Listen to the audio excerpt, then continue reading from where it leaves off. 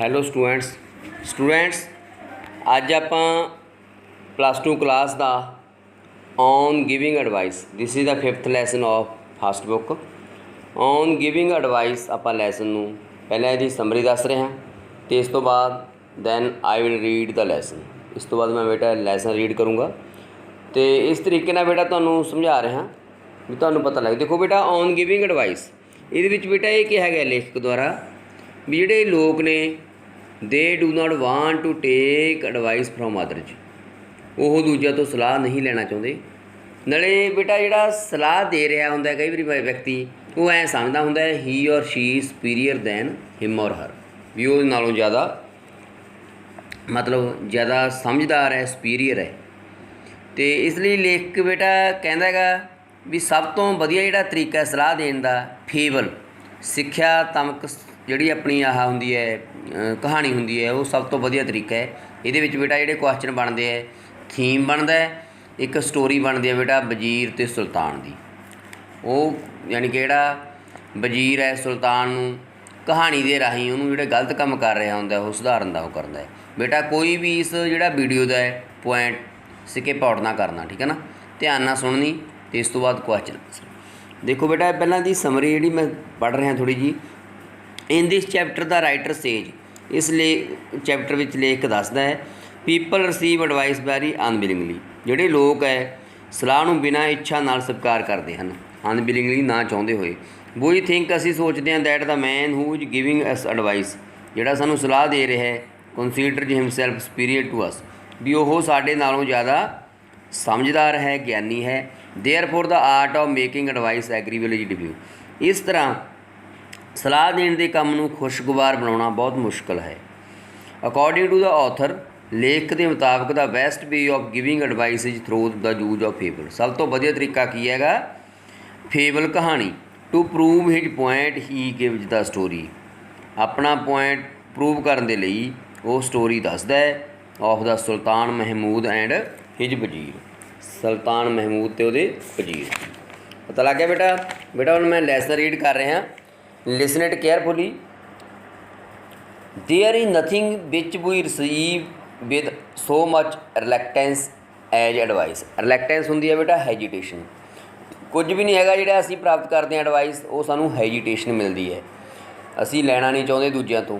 We look upon the man who gives it to us as offering an affront to our understanding and treating us like children and or idiots. ਦੇਖੋ ਬੇਟਾ ਪਹਿਲਾਂ ਗੱਲ ਕਰ ਚੁੱਕੇ, ਉਹ ਵਿਅਕਤੀ ਜਿਹੜਾ ਸਾਨੂੰ ਸਿੱਖਿਆ ਦੇ ਰਿਹਾ ਹੈ, ਸਲਾਹ ਦੇ ਰਿਹਾ ਹੈ, ਉਹ ਸਾਨੂੰ ਕਈ ਵਾਰੀ ਐਂ ਲੱਗਦਾ ਹੈ ਜਿਹਨੂੰ ਸਲਾਹ ਦਿੰਦਾ ਹੈ ਉਹਨਾਂ ਨਾਲ ਬੱਚਿਆਂ ਵਾਂਗ ਜਾਂ ਉਹਨਾਂ ਨੂੰ ਈਡੀਅਟ ਸਮਝਦਾ। ਵੀ ਕੰਸੀਡਰ ਦਾ ਇੰਸਟਰਕਸ਼ਨ ਐਨ ਇੰਪਲੈਕਟ ਸਿੰਸੀਅਰ, ਦੇਖੋ ਬੇਟਾ ਇੰਪਲੈਕਟ ਸ਼ਬਦ ਆਇਆ, ਇੰਪਲੈਕਟ ਹੁੰਦਾ ਸੋਚੀ ਹੋਈ, ਸਿੰਸੀਅਰ ਨਿੰਦਾ, ਇੰਝ ਲੱਗਦਾ ਵੀ ਇਹ ਇੱਕ ਸੋਚੀ ਸਮਝੀ ਨਿੰਦਿਆ ਹੁੰਦੀ ਹੈ। And the zeal which anyone shows for our good on such an occasion as a piece of arrogance or impertinence, impertinence ਦਾ ਗੁਸਤਾਖੀ। The truth of it is the person who pretends to advise does in that particular exercise is superiority over, ਇੰਝ ਲੱਗਦਾ ਹੈ ਵੀ ਉਹ ਸਾਡੇ ਨਾਲੋਂ ਵਧੀਆ ਹੈ ਜਿਹੜਾ ਸਲਾਹ ਦੇ ਰਿਹਾ। How he can have no other reason for it, ਹੋਰ ਕੋਈ ਕਾਰਨ ਨਹੀਂ ਹੋ ਸਕਦਾ।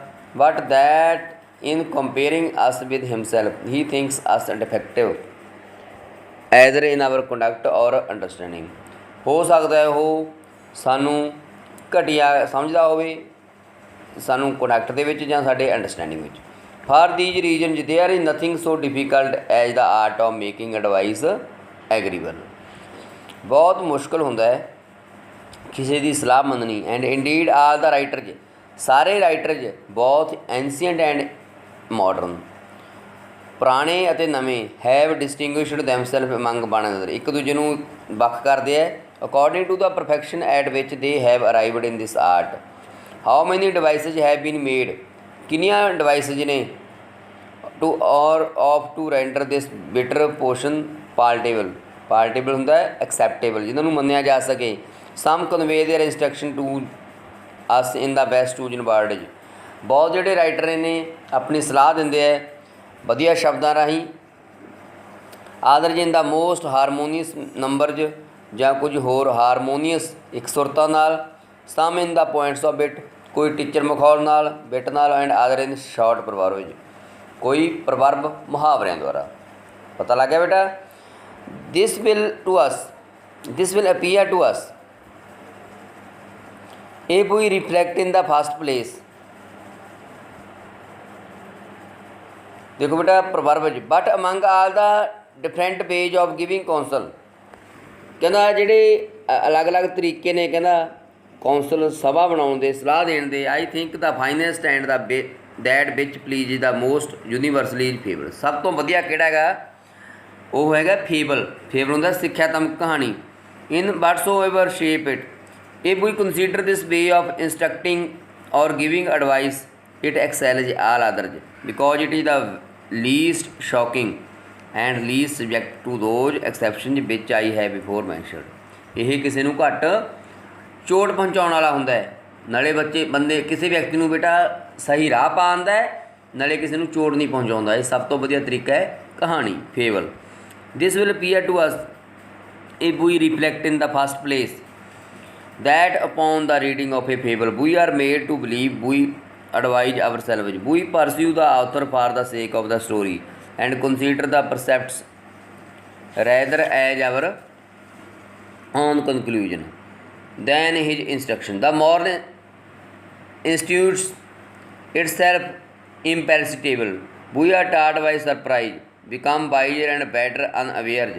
In short, by this method a man is so far overreached as to think he is directing himself whilst he is following the dictates of another। Consequently, he is not sensible of that which is the most unpleasing circumstances in advice। In the next place, if we look into human nature, जेकर असी human nature बारे देखिए, we shall find that the mind is never so much pleased। Mind कदे खुश ही नहीं हुंदा as when she exerts, when she exert हुंदा जोर पाउणा, exerts herself in any action that gives her an idea of her own perfection and abilities। This natural pride and ambition of the soul is very much gratified in the reading of a fable। इस तरह की जिहड़ी pride ते ambition हुंदी है आत्मा की, यह फेबल के राही ग्रेटिफाइड की जाती है। For in writing of this kind the reader comes in for half of the performance, everything appears to him like a discovery. उन्होंने इंज लगता है भी मेरी कोई भी गल बोलता है भी मैनू कोई डिस्कवरी होगी। He is busy all the while, सारा दिन बिजी रहता है वो in applying characters and circumstances and in this respect he is both a reader and a composer. इस तरह वो रीडर भी होंदा है, कंपोजर भी होंदा है। द ऑब्लिक्यू मैनर, ऑब्लिक्यू बेटा मतलब होंदा अप्रतख, इनडायरैक्ट। जिहड़ा इनडायरैक्ट मैनर होंदा है giving advice and is so in offensive. ये आ गया बेटा इन ओफेंसिव। इन ओफेंसिव का बेटा आप मतलब देखो आप की लेने ये लिखा हुआ है इन ओफेंसिव।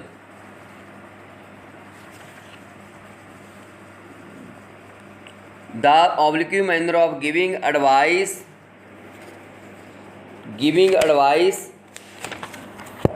Is so offensive.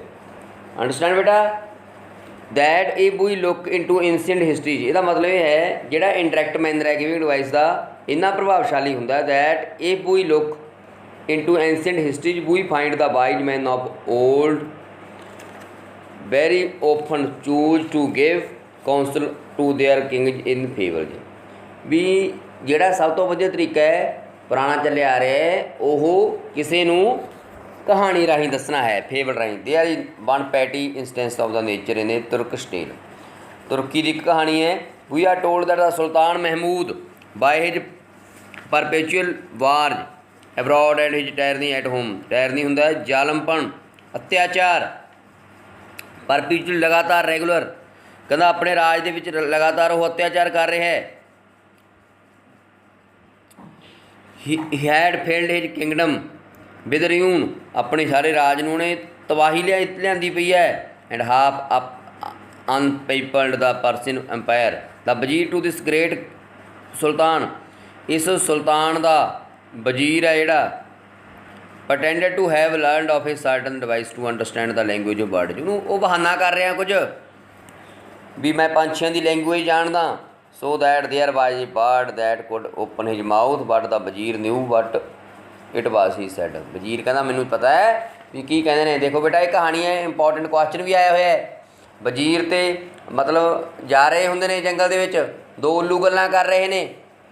ਇੱਕ ਉੱਲੂ ਕਹਿੰਦਾ ਵੀ ਮੈਂ ਇੱਕ ਦੇ ਬੇਟਾ ਹੁੰਦਾ, ਇੱਕ ਦੇ ਬੇਟੀ ਹੁੰਦੀ ਹੈ। ਮਤਲਬ ਵੀ ਮੈਂ ਕਹਿਣ ਦਾ ਮਤਲਬ ਪ੍ਰਪੋਜ਼ਲ ਉਹਨਾਂ ਦਾ ਫਿਕਸ ਹੋ ਜਾਂਦਾ ਮੈਰਿਜ ਲਈ।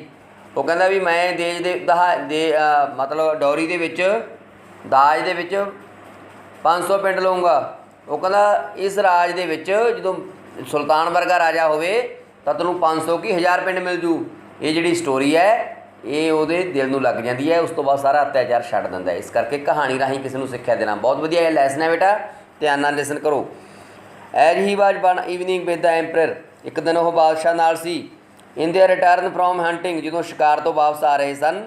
ਦੇ saw a couple of owl upon a tree that grew near the old wall, ਦੋ ਉੱਲੂ ਬੈਠੇ ਸਨ ਹੀਪ ਆਫ ਰਬਿਸ਼, ਗੰਦ ਦੇ ਢੇਰ 'ਤੇ। I would like to know, says the sultan ਨੇ ਕਿਹਾ ਮੈਂ ਜਾਣਨਾ ਚਾਹੁੰਦਾ but those two owls are saying, ਉਹ ਦੂਜੇ ਨਾਲ ਕੀ ਗੱਲਾਂ ਕਰ ਰਹੇ ਨੇ ਇੱਕ ਦੂਜੇ ਨਾਲ। ਲਿਸਨ ਟੂ ਦੇਅਰ ਡਿਸਕੋਰਸ, ਉਹਨਾਂ ਦੀ ਗੱਲਬਾਤ ਸੁਣੋ। And give me N account, ਇਹਦਾ ਮੈਨੂੰ ਵੇਰਵਾ ਦਿਓ। ਦਾ ਵਜ਼ੀਰ ਅਪਰੋਚਡ ਦਾ ਟਰੀ, ਵਜ਼ੀਰ ਦਰਖਤ ਕੋਲ ਪਹੁੰਚਿਆ। Pretended to be very attentive to the two owls, ਬਹਾਨਾ ਕਰ ਰਿਹਾ ਸੀ ਕਿ ਮੈਂ ਉਹਨਾਂ ਦੀ ਲੈਂਗੁਏਜ ਜਾਣਦਾ। Upon his nature to the Sultan, sir says I have heard part of their conversation, ਮੈਂ ਉਹਨਾਂ ਦੀ ਥੋੜ੍ਹੀ ਜਿਹੀ ਵਾਰਤਾਲਾਪ ਸੁਣ ਲਈ। But I dare not tell you but it is, ਪਰੰਤੂ ਮੇਰੇ 'ਚ ਹੌਸਲਾ ਨਹੀਂ ਹੈਗਾ ਵੀ ਮੈਂ ਤੁਹਾਨੂੰ ਦੱਸ ਸਕਾਂ।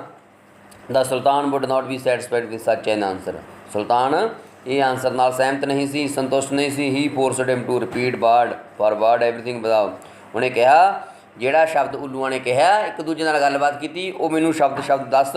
You must know them, said the wazir ਨੇ ਕਿਹਾ ਤੁਹਾਨੂੰ ਪਤਾ ਹੋਣਾ ਚਾਹੀਦਾ ਹੈ। That one of those owls has a son, ਉਹਨਾਂ ਉੱਲੂਆਂ 'ਚ ਇੱਕ ਦੇ ਪੁੱਤਰ ਸੀ। And the other a daughter between whom they are now upon a treaty of marriage, ਉਹ ਮੈਰਿਜ ਦਾ ਫਿਕਸ ਕਰ ਰਹੇ ਸਨ। The father of the son said to the father of the daughter, ਪੁੱਤਰ ਦੇ ਪਿਤਾ ਨੇ ਧੀ ਦੇ ਪਿਤਾ ਨੂੰ ਕਿਹਾ in my hearing brother I content to this marriage, ਮੈਂ ਸਹਿਮਤ ਹਾਂ, ਕੰਸੈਂਟ ਸਹਿਮਤੀ ਦਿੰਦਾ। Provided you will settle upon your daughter 50 ruined village for this is portion, ਕਹਿੰਦਾ ਤੁਸੀਂ 50 ਉਜੜੇ ਹੋਏ ਪਿੰਡ ਦੇ ਦਿਓ ਦਾਜ ਦੇ ਵਿੱਚ। To which the father of the daughter replied, ਧੀ ਦੇ ਪਿਤਾ ਨੇ ਕਿਹਾ ਇੰਸਟੈਡ ਆਫ 50 ਦੀ ਬਜਾਏ I will give her 500 if you please, ਜੇਕਰ ਤੁਸੀਂ ਖੁਸ਼ ਹੋ ਮੈਂ ਤੁਹਾਨੂੰ 500 ਉਜੜੇ ਪਿੰਡ ਦੇਊਂਗਾ। God grant a leave life to sultan Mahmud whilst his reigns over us we shall never want ruined village, ਜਿੰਨਾ ਚਿਰ ਸਾਡੇ ਕੋਲ ਰਾਜੇ ਸੁਲਤਾਨ ਵਰਗਾ ਹੈਗਾ ਸਾਨੂੰ 50 ਤੱਕ ਹੀ 500 ਪਿੰਡ ਮਿਲ ਜੂਗਾ। ਦਾ ਸਟੋਰੀ ਸੇਜ, ਦੇਖੋ ਬੇਟਾ ਕਹਾਣੀ ਤੋਂ ਪਤਾ ਲੱਗ ਗਿਆ ਉਹਦੇ ਦਿਲ ਨੂੰ ਛੂਹ ਗਈ। ਪਹਿਲਾਂ ਅਤਿਆਚਾਰ ਕਰਦਾ ਸੀ ਰਾਜਾ। ਦਾ ਸੁਲਤਾਨ ਵਾਸ ਸੋ ਟੱਚਡ ਵਿਦ ਦਾ ਫੇਵਰ, ਸੁਲਤਾਨ ਦੇ ਕਹਾਣੀ ਨੂੰ ਨੇ ਉਹਨੂੰ ਇੰਨਾ ਟੱਚ ਕਰ ਦਿੱਤਾ। ਦੈਟ ਹੀ ਰੀਵੇਲਡ ਦਾ ਟਾਊਨਜ਼, ਉਹਨਾਂ ਨੇ ਐਂਡ ਵਿਲੇਜਜ, ਉਹਨੇ ਪਿੰਡਾਂ ਨੂੰ ਨਗਰਾਂ ਨੂੰ ਵਸਾਉਣਾ ਸ਼ੁਰੂ ਕਰ ਦਿੱਤਾ। ਵਿੱਚ ਹੈਡ ਬੀਨ ਡਿਸਟਰੋਇਡ, ਜਿਹੜੇ ਨਸ਼ਟ ਹੋਏ ਸੀ। And from that time onward always worked for the good of his people, ਇਸ ਤੋਂ ਬਾਅਦ ਉਹ ਲੋਕਾਂ ਦੀ ਭਲਾਈ ਦੇ ਲਈ ਕੰਮ ਕਰ ਰਿਹਾ ਸੀ। ਪਤਾ ਲੱਗ ਗਿਆ ਬੇਟਾ। ਦੇਖੋ ਬੇਟਾ ਮੈਂ ਤੁਹਾਨੂੰ ਲੈਸਨ ਉਹ ਕਰਵਾਇਆ ਅਤੇ ਇਹਨੂੰ ਬੇਟਾ ਤੁਸੀਂ ਲਿਸਨ ਇਟ ਅੰਡਰਸਟੈਂਡ ਇਟ ਕੇਅਰਫੁਲੀ, ਧਿਆਨ ਨਾਲ ਲਿਸਨ ਕਰੋ, ਅੰਡਰਸਟੈਂਡ ਕਰੋ। ਜੇ ਕੋਈ ਪ੍ਰੋਬਲਮ ਹੈ you can ask from your respective teacher. Okay ਬੇਟਾ।